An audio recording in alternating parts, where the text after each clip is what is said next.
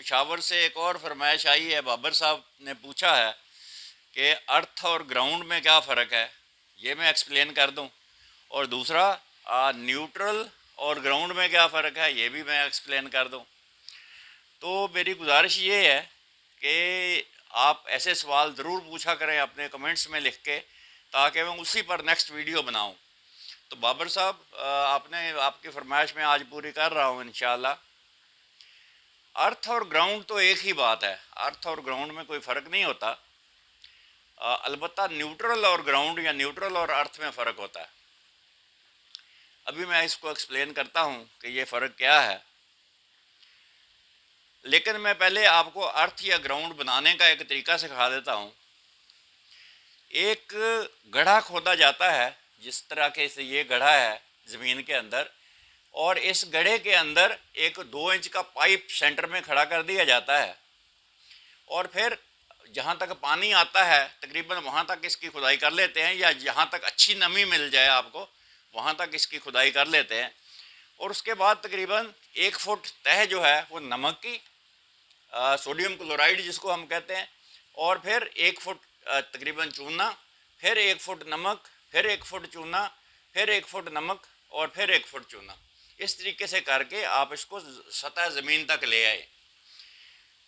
बाज़ औक़ात इसमें अगर आप कोयला डालना चाहें तो कोयला भी, उसकी भी एक तह डाली जा सकती है। इसको जब ये भर जाए पूरा, तो ये जो पाइप इसके सेंटर में हमने खड़ा किया था, ये आयरन का पाइप है 2 इंच का। इसके ऊपर यहाँ सुराख कर लिया जाता है इसको यहाँ खड़ा करने से पहले ही, और वहाँ उसके साथ एक वायर को टाइट कर दिया जाता है। जैसे जैसे ये चूना जो है ना पिघलेगा, नमक पिघलेगा, नमक की जो पानी बनेगा उससे चूना जो है वो भी पिघलेगा, वो भी गीला हो जाएगा, और ये पूरा जो रॉड है ये ज़मीन के साथ बिल्कुल यकजान हो जाएगा। इसका जो है चार्ज और ग्राउंड का चार्ज बिल्कुल एक हो जाएगा। तो ये हमारा एक बेहतरीन ग्राउंड बन जाएगा। जहाँ भी आपने ग्राउंड करना हो वहाँ से इसकी ये वायर जो है ये आमतौर पर उस चीज़ से कनेक्ट कर दी जाती है जहाँ मतलब जो है आपने ग्राउंड लगाना है। एक और वजह इसकी, इस ग्राउंड कहीं और भी ये काम आता है।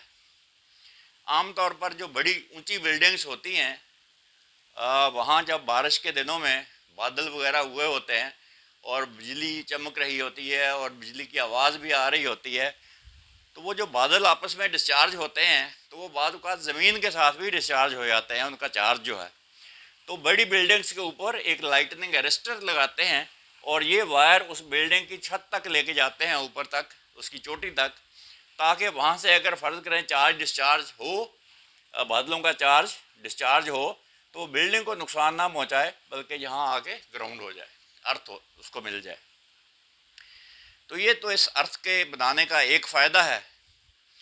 दूसरा फ़ायदा इसका ये है कि जितने आपके घर में इलेक्ट्रिकल अप्लायंसेस होते हैं, जैसे मोटरें होती हैं, फ्रिज होते हैं, वॉशिंग मशीनें होती हैं, तो ये क्योंकि सारी बिजली से चलती हैं, तो आम तौर पर आपने देखा होगा कि हम 2 तारें इनके देते हैं, एक लाइन की होती है और एक न्यूट्रल की होती है। ये 220 वोल्ट हम इनको देते हैं, तो ये मोटरें चलती हैं। ये तो हम इसको वोल्टेज दे रहे हैं, लेकिन इसकी एक बॉडी भी है, लोहे की जो बॉडी बनी हुई होती है, इसकी स्ट्रक्चर जो होता है इसका, जो हम ज़मीन पे रखते हैं, इसके पाँव होते हैं, पाए बने होते हैं, और इसको ज़मीन पे हम लोग रखते हैं या किसी फाउंडेशन पर रख के लगाते हैं। तो आमतौर पर जब ये चलती है तो इसकी बॉडी पे कुछ वोल्टेज जो है वो इंड्यूस होके आ जाते हैं। ये इंडक्शन हम आने वाले लेक्चर्स में इंशाल्लाह पढ़ेंगे कि इंडक्शन क्या होती है, लेकिन कुछ वोल्टेज इसकी बॉडी पर इंड्यूस हो जाते हैं, जिससे अगर आप इसको हाथ लगाएं तो इंसान को थोड़ा शॉक भी लगता है। उसको शॉक से बचने के लिए हम इसकी बॉडी को ग्राउंड करते हैं। ये ग्राउंड का सिंबल है, ये सिंबल भी है, ये सिंबल भी है। तो ये ग्राउंड हम कहाँ करेंगे? ये जो ग्राउंड हमने बनाया है, ये वायर हम ले जाके उस पाइप से कनेक्ट कर देंगे। तो इस तरीके से इसकी बॉडी जो है वो परफेक्ट ग्राउंड हो जाएगी, और अगर इसके ऊपर कुछ वोल्टेज इंड्यूस होंगे भी तो वो ग्राउंड हो जाएंगे, और हमें इस मोटर से हाथ लगाने से शॉक नहीं लगेगा। ये तो था अर्थ या उसके फ़ायदे। अब आते हैं न्यूट्रल की तरफ। का न्यूट्रल क्या होता है? आप हजरात जानते हैं कि हम घरों में जब मीटर से जो 2 तारें निकलती हैं, अगर सिंगल फेज मीटर है तो जो 2 वायर्स जो निकलती हैं उसमें एक लाइन की वायर होती है, दूसरी न्यूट्रल की होती है। तो इसको समझाने के लिए मैं आपको एक और मिसाल देता हूँ कि अगर आपसे कोई बंदा पूछे कि आपका कद क्या है, तो आप कहते हैं जनाब 5 फुट 5 इंच कद है। लेकिन ये ज़मीन पे खड़ा है बंदा। अगर मैं इसको एक घड़े में खड़ा कर दूं, जो घड़ा भी 5 फुट का है, 5 फुट गहरा है, उसमें इसको खड़ा कर दूं और मैं इससे पूछूं कि आपका कद कितना है, तो ये इसका जवाब फिर भी ये होगा कि जी मेरा कद 5 फुट 5 इंच है। लेकिन ये 5 फुट 5 इंच इसके पाँव से तो है सर तक इसका कद जो है, लेकिन अगर ज़मीन से मैं नापूं तो इसका कद 5 फुट 5 इंच नहीं है अब। इसीलिए कि इसका रेफरेंस चेंज हो गया है। रेफरेंस से मुराद है ये ज़मीन पे पहले खड़ा था तो ज़मीन इसका रेफरेंस था। अब ये 5 फुट के घड़े में खड़ा है तो 5 फुट का घड़ा इसका रेफरेंस है। यानी ये 0 से लेके 5 फुट 5 इंच है, ये वाला ये -5 फीट से जो है ऊपर तक है और इसका टोटल 5 फुट कद बनता है। तो ये ज़मीन से तो सिर्फ 6 इंच ऊपर होगा। अगर ये 5 फुट का घड़ा है तो सिर्फ 6 इंच ऊपर ज़मीन से नज़र आएगा इसका सर। तो इस तरीके से रेफरेंस से हमेशा कोई ना कोई चीज़ ली जाती है। अगर हम कहते हैं कि ये 1 kg वज़न है तो इसका मतलब है कि उसका जो रेफरेंस है वो 0 है, 0 से 1 kg उसका वज़न है। इसी तरीके से ये जो हम बिजली के 220 वोल्ट हम दे रहे हैं लाइन को, ये इस न्यूट्रल से 220 वोल्ट हैं, ये इसका रेफरेंस है। ये रेफरेंस जनरेटर से कैसे बनता है ये हम इंशाल्लाह आने वाले दिनों में पढ़ेंगे।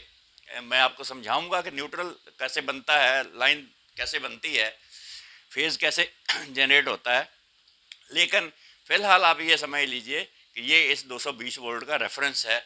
अगर ये न्यूट्रल हम हटा देंगे तो ये 220 वोल्ट मोटर नहीं चला सकेंगे। लिहाजा इसको 220 वोल्ट का फेज़ और न्यूट्रल दोनों वायर्स इस मोटर को मिलेंगी तो ये मोटर चल सकती है। मुझे उम्मीद है आप लोगों को ये वीडियो पसंद आई होगी और आप समझ भी गए होंगे। लेकिन फिर भी अगर आपके कोई सवाल हो तो बराए मेहरबानी कमेंट्स में ज़रूर लिखें, मैं कोशिश करूँगा आपको उसका जवाब दे सकूँ। और मेरी गुजारिश ये है कि आप हजरात के लिए ही ये वीडियोस मैं बना रहा हूँ, बराए मेहरबानी इनको सब्सक्राइब ज़रूर किया करें और इसको लाइक भी किया करें और दूसरे लोगों के साथ शेयर भी किया करें ताकि इल्म ज़्यादा से ज़्यादा फैल सके। बहुत शुक्रिया।